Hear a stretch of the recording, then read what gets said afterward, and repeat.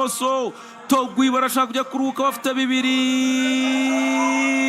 control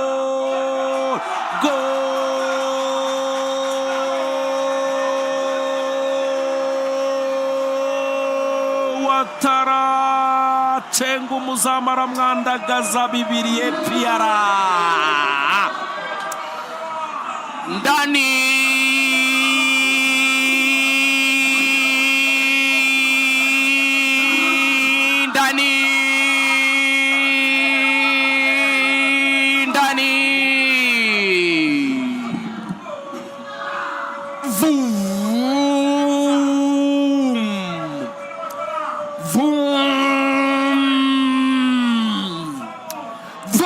Motereka moneza cyane bamwita Sheikh Jibril Watara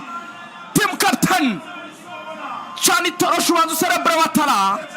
cyane torosho zunguze cyana niba ukunda epi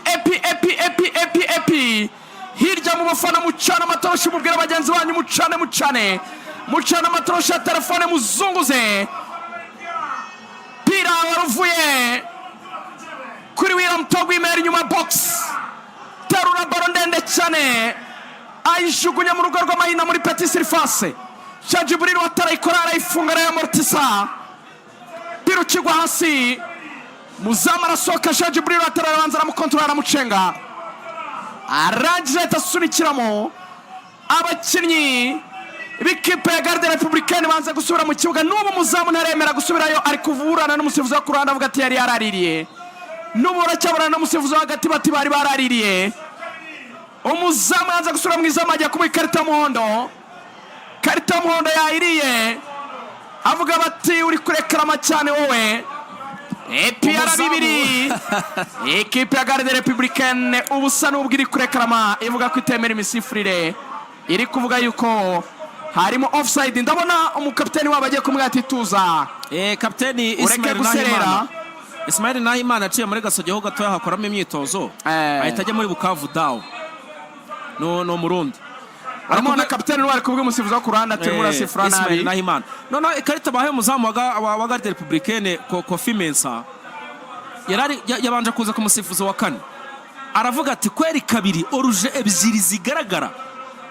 amuvaho umusifuzi wa kane ajya ku musifuzi w'igitambaro ari we wakagomye kumanika niba ibyo avuga ari byo aramubwira ati inshuro ebyiri ureba bararira kabiri bitego bibiri